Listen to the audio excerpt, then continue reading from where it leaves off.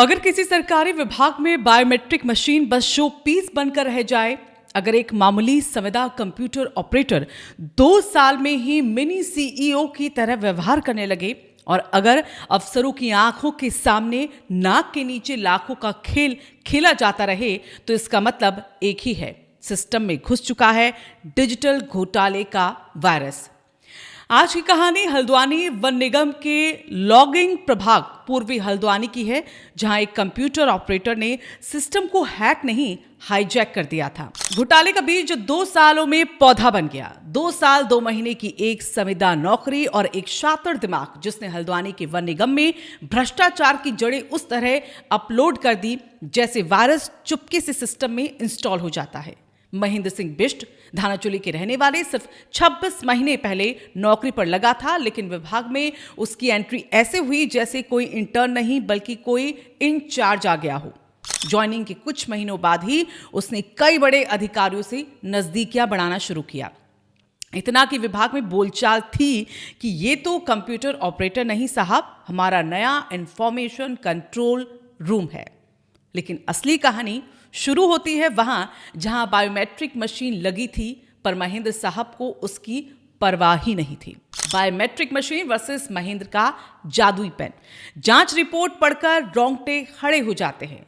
19, 20 और 21 दिसंबर 2023, 6 मार्च 2024, इन तीनों दिनों में बायोमेट्रिक रिकॉर्ड में महेंद्र अनुपस्थित था, लेकिन रजिस्टर में बैक डेट में हस्ताक्षर चमक रहे थे। क्या ये जादू था? हाँ, जादू का पेन। सिर्फ इतना ही नहीं, 26 महीने में 76 बार महेंद्र सुबह 8 से 9 बजे के बीच बायोमेट्रिक लगाकर गायब हो गया। 7 बार छुट्टी मंजूर करवाई, लेकिन बायोमेट्रिक में मौजूद भी दिखा। खुद डाक बेचता, खुद ही डिस्पैच रजिस्टर में एंट्री कर देता और विभाग का दिया हुआ माउस और कीबोर्ड भी अपने घर ले गया। ये सब होता रहा, लेकिन अफसरों को पता तक ही नहीं चला, या फिर पता था लेकिन चुप रहने में ही सबकी भलाई थी। भ्रष्टाचार का फैमिली पैक। घोटाला यही खत्म नहीं हुआ। यांत्रिक विधि से नधौर छकाता रेंज में जड़ खुदान का कोटेशन डाला और किसके नाम से? अपने सगे भाई अजय बिष्ट के नाम से, और भुगतान 2,21,840 सीधे भाई के खाते में। जांच कहती है कि कोटेशन की हस्तलिपि भी महेंद्र की लगती है, यानी कोटेशन भी खुद, काम भी खुद और भुगतान भी घर के खाते में। ये नहीं भ्रष्टाचार, ये तो होम सर्विस घोटाला मॉडल है। आरटीआई घोटाला एक्सटेंशन पैक। वही इस दौर किसी ने आरटीआई में महेंद्र की जानकारी मांग ली, बस महेंद्र साहब जुड़ गए और क्या किया? आरटीआई लॉगिन का पूरा यूजर आईडी और पासवर्ड चेंज कर दिया। मतलब सरकारी सिस्टम को अपनी प्रॉपर्टी समझ रखा था।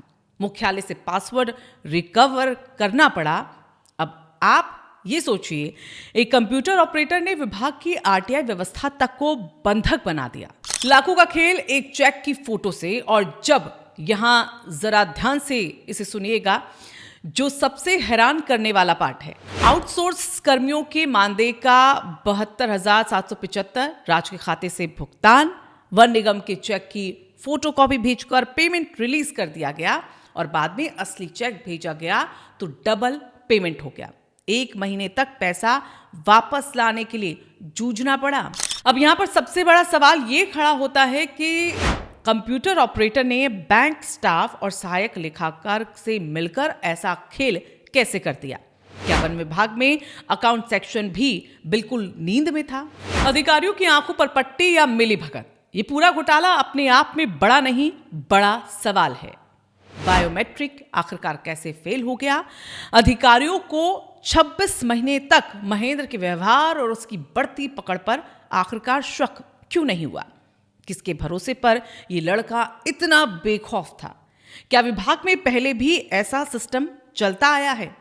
क्या सिर्फ महेंद्र दोषी है या पूरा सेटअप ही कंप्यूटर ऑपरेटर सेंट्रिक हो चुका था?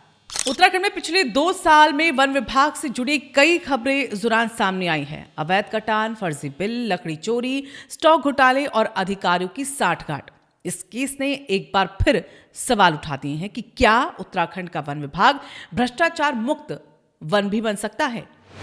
महेंद्र आउट, लेकिन सिस्टम आखिरकार विभाग की जांच टीम ने मामला खाता खोला, भारी अनियमितताएं सामने आई और डीएलएम उपेंद्र सिंह वर्तवाल ने आदेश दिया कि महेंद्र सिंह बिष्ट बर्खास्त, पूरा वन विकास निगम उसे ब्लैकलिस्ट करे। लेकिन फिर सवाल खड़े होते हैं कि क्या केवल बर्खास्तगी से सिस्टम ठीक हो जाएगा? क्या 26 महीने तक चुप रहने वाले अधिकारियों पर एक्शन होगा? क्या बैंक स्टाफ और सहायक लेखाकार पर कोई कार्रवाई होगी? क्या विभाग की निगरानी व्यवस्था अपडेट होगी? क्या बायोमेट्रिक सिस्टम को लेकर जवाबदेही तय होगी? ये वही सवाल हैं जिन्हें जनता अब सुनना चाहती है, क्योंकि अगर एक कंप्यूटर ऑपरेटर इतना बड़ा खेल कर सकता है तो बड़े अधिकारियों के पास तो power plus system plus network सब कुछ है। ये सिर्फ खबर नहीं, चेतावनी है। ये कहानी सिर्फ एक व्यक्ति की नहीं, पूरा सिस्टम कैसे ढह जाता है इसका एक लाइव उदाहरण है। अगर जनता सवाल पूछेगी, मीडिया ऐसे मामलों को उजागर करेगा, तो शायद विभाग में बैठे अफसर भी सचेत रहेंगे।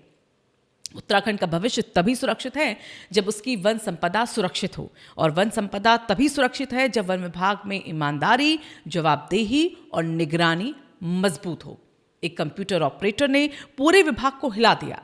अब वक्त है कि विभाग खुद को भी हिलाए, खुद को जगाए, क्योंकि अगर आज सिस्टम नहीं बदला तो कल कोई और महेंद्र किसी और विभाग में ऐसा ही घोटाला लिख रहा होगा।